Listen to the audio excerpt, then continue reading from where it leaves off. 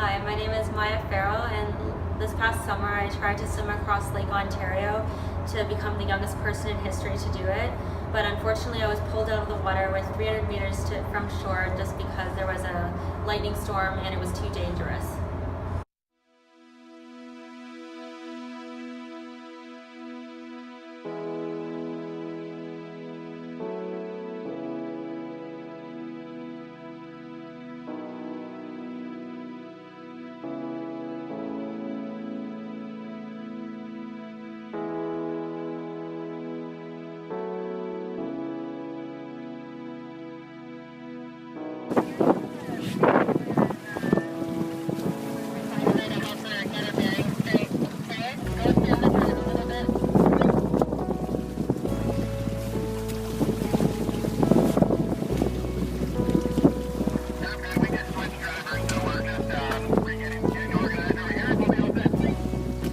The swim is a 52.4 kilometer swim from Niagara on the Lake to Toronto.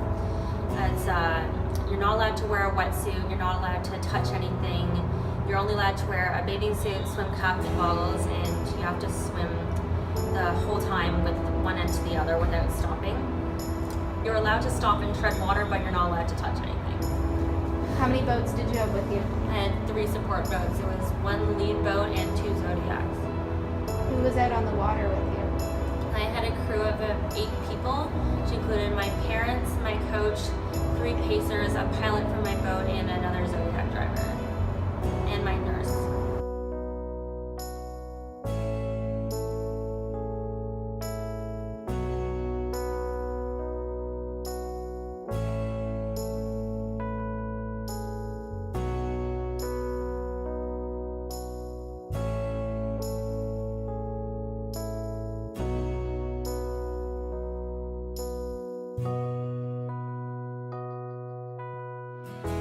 Well, Music Heals is a Canadian registered charity, and they promote and raise awareness for music therapy across the country. And I've always been really interested in science and biology, and I play piano and the classical guitar, so I was looking to find a charity that was a mix of the 2 of them, so Music Heals was perfect. What was your goal? $1,500. I ended up raising $7,000. Where does Music Heals operate out of? Music Heals is based in Vancouver, but they raise money for programs all across the country. Is it for kids or? It's for all sorts of things like mental patients to the dementia, AIDS, burn victims, all of it. And speech on my end of your guitar concert, and I actually gave a guitar recital where I had like a poster about my swim so people could donate. And I had an online donation page, and I think I got a lot more money and attention from with the storm, and because I got pulled out of the water, I think that raised a lot more attention and awareness about it.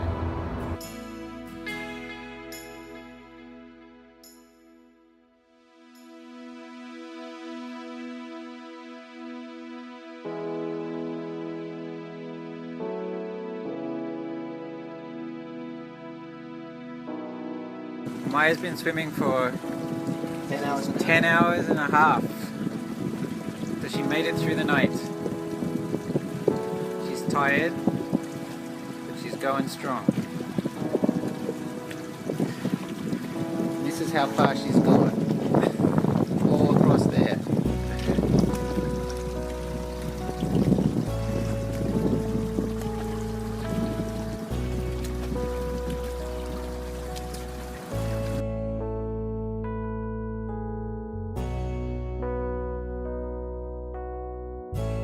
My grandfather was a long-distance cyclist. He cycled across Canada several times.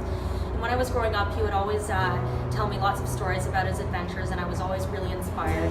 So seeing my love for the water, he suggested I swim across Lake Ontario, and then I started training, and then that's how it went.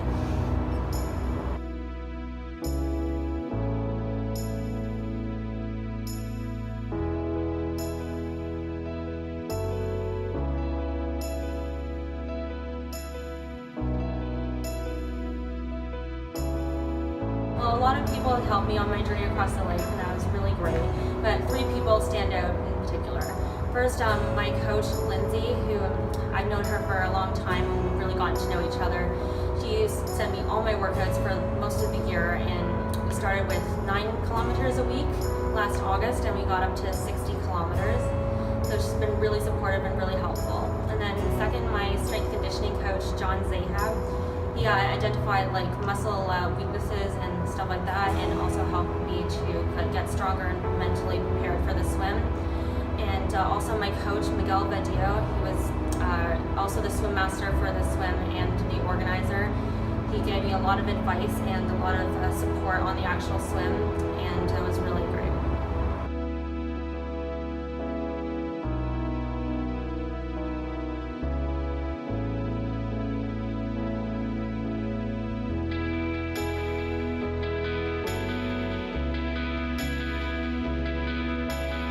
Everyone who's done any kind of swim like this is really different, so one piece of advice that applies to one swim might not apply to another one. So, well, actually, one person from the Lake Ontario swim team told me that on some of his swims, that just what you have to think about is that if you're in a bad spot, then all you have to think is that it's not going to be like that the whole time. But actually, on my swim, I got really unlucky, and it was like that the whole time.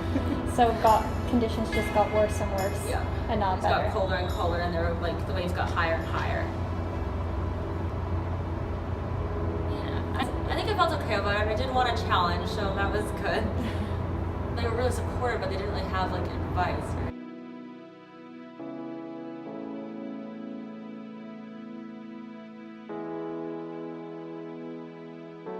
I started training last August, and I started with doing 3 times a week, 9 kilometers, and I got up to 60 kilometers. My training was mostly doing distance swimming on the weekends, resting on Mondays, and then doing high intensity interval training from Tuesday to Friday. And I also worked with a strength conditioning coach, and I also did open water swimming. I did do distance swimming in the pool until about May, until it was warm enough to get into open water.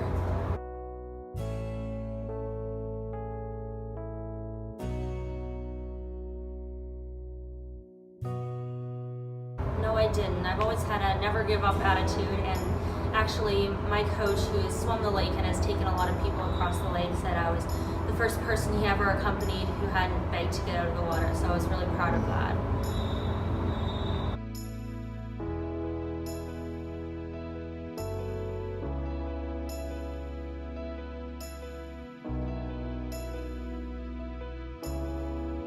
Well, actually before the swim I thought of and memorized a lot of things to think about, but actually on the swim I didn't think about any of them. I was just so focused on remembering what I had to do and trying to get to the other side. One of the most difficult parts was definitely about 6 in the morning when the sun was rising, because I was really tired just from not sleeping, not the swim, but that. And I remember my eyes were closing when I would put my face back in the water, and I would tell myself, just try and keep your eyes open for 5 seconds.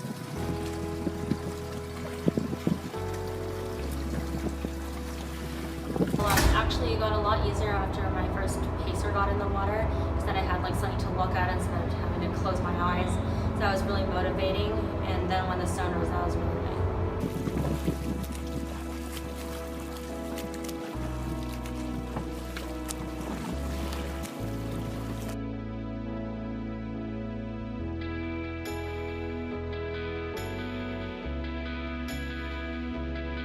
Yeah, when I did the 30 kilometers 3 weeks before my swim. It took about 11 and a half hours, and after I did, I was really tired, but I knew I could have done more, so that was really encouraging.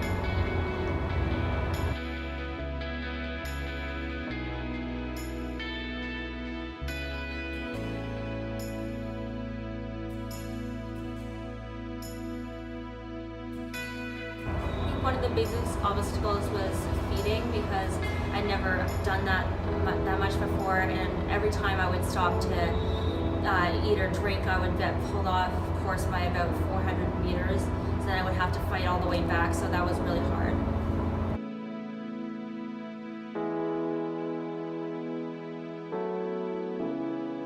I was 3 kilometers off course, 3 kilometers. So how much did that add up to in the end? I don't Do you know, roughly a lot know? in the end, because this one was supposed to be about 50 kilometers. We thought we ended up doing about 75, but it's just an estimation, we don't really know. Didn't tell me I was 3 kilometers off, because that would have been very discouraging. So they tried to keep it very positive in the boat when they talked to you? Yes, they tried not to tell me anything because all I was supposed to be focused on was the swim, and they would handle all the logistics. I didn't think they would ever get so bad that they would have to play tricks on me, but of course they played tricks on me.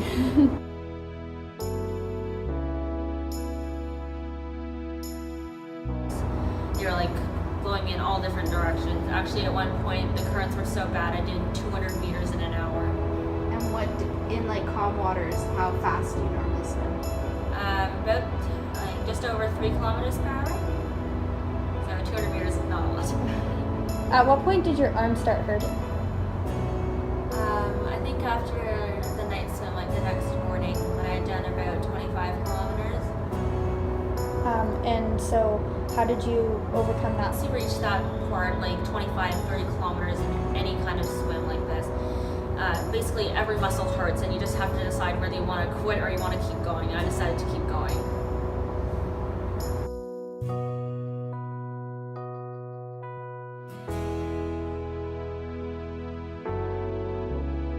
Well, basically at the end, I had been swimming for about 21 hours.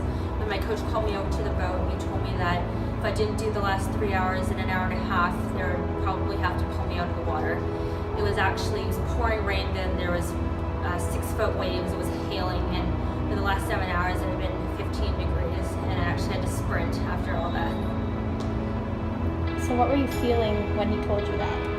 Well, I was actually thinking, one of the reasons I wanted to do this swim was to have like the feeling of giving something everything. And I felt like up until that point I actually hadn't. So when he told me that, honestly, I thought like, okay, now I have the chance to do that.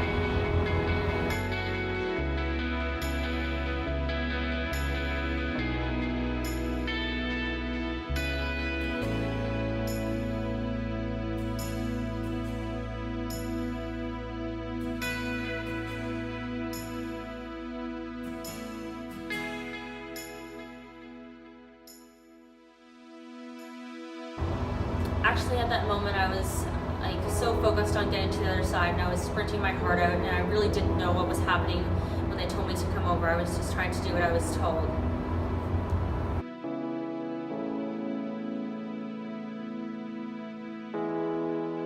After you got in the boat, were you disappointed or upset, or how did you feel? I was a little bit disappointed, but I do recognize that I achieved something amazing, and because of what happened to me, I actually raised a lot more money for Music Heals, so that was amazing.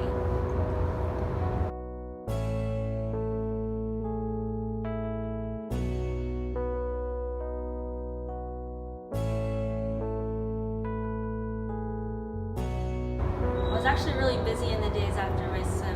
The next day I was interviewed by CBC Toronto, so a few reporters spent the day with me and they did a great story, and a couple days later I was a guest at a relay swim on Lake Muskoka, and next day I also went to an open water event. I slept for about 9.5 hours.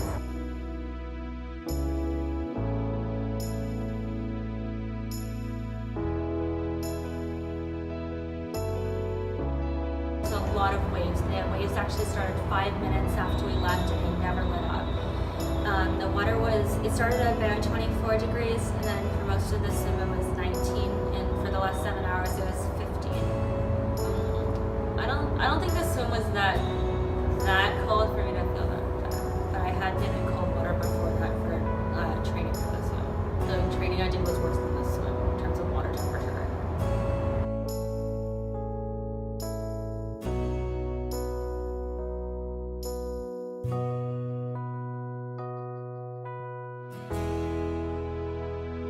Well, definitely don't be afraid to set the goal and decide what you want to do, and then you just have to like train all year and work really hard, and like never forget why you wanted to do it.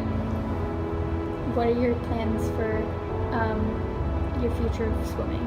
Well, I actually haven't decided what I want to do next, but I definitely want to stay with open water because I've fallen in love with it. And well, I haven't decided what I want to do next. I might do another lake or maybe the English Channel one day. Would you ever try to do that route again? Probably, just because I didn't finish and I feel I have unfinished business, but that's probably not what I want to do next.